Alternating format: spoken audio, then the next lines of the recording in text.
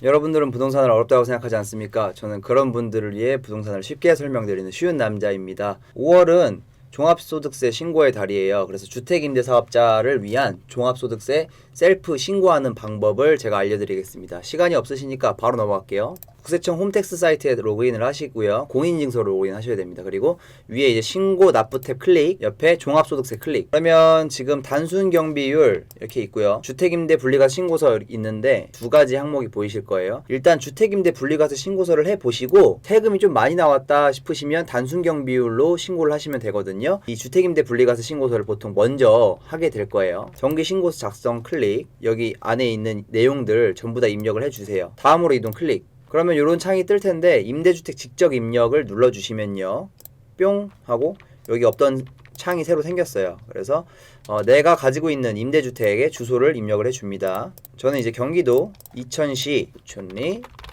입력을 해줬습니다. 조회하기 클릭하면 아래에 세부 주소가 뜨고 클릭 완료하기. 저는 이제 다가구 주택이기 때문에 호실이 있어요. 저는 201호를 입력한다고 가정을 해보겠습니다. 업종 코드를 선택해 주셔야 돼요. 주거용 건물 임대업 이 두 번째 거 클릭해 주시면 됩니다. 면적 보시면 요거 대장상에 있는 면적을 입력해 주시면 되거든요. 저는 이제 21평방미터 정도 됩니다. 이 공동소유 44번 항목 보시면은 저는 반반씩 수익 배분을 하기로 했기 때문에 50%라고 입력을 해줍니다. 그리고 사업자 등록번호 이렇게 입력을 해주고요. 확인을 클릭해 주셔야 돼요.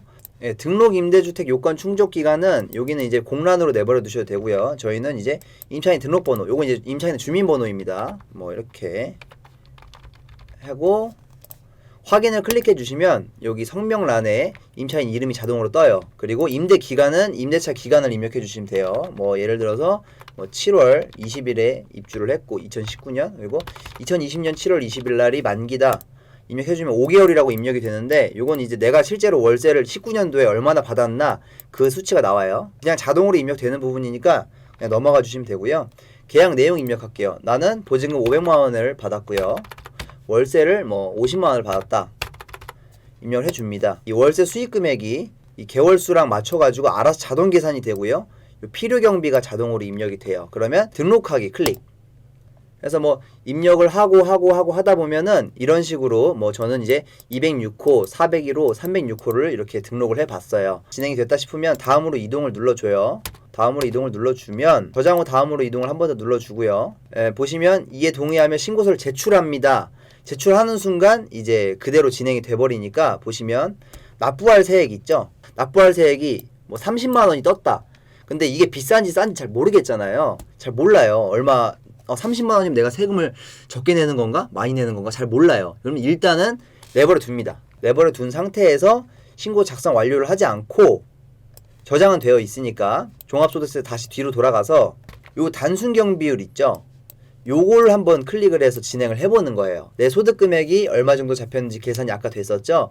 그래서 요 정기신고서 작성 단순 경비율로 한번 해봅니다. 근데 단순 경비율로 했더니 예를 들어서 세금이 12만원이 나왔다. 근데 요걸로 했을 땐 세금이 30만원이 나왔어. 당연히 요걸로 신고하시면 되겠죠.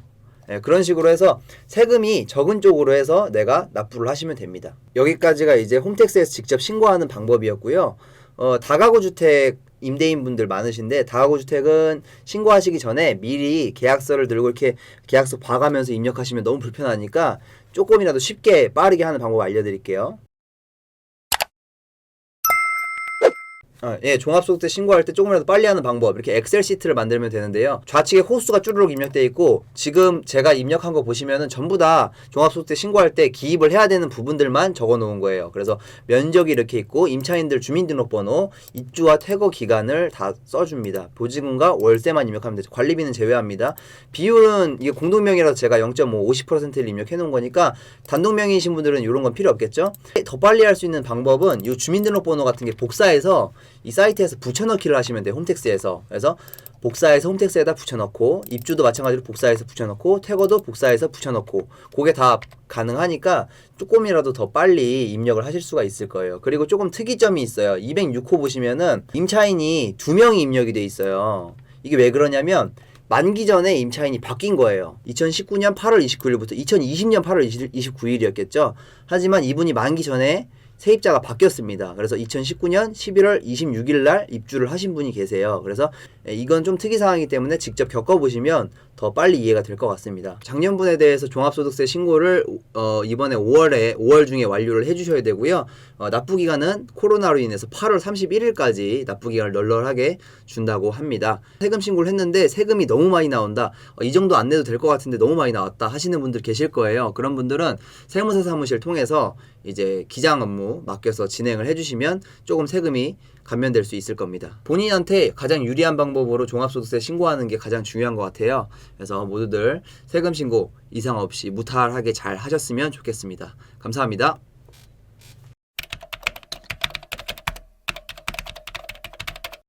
이방사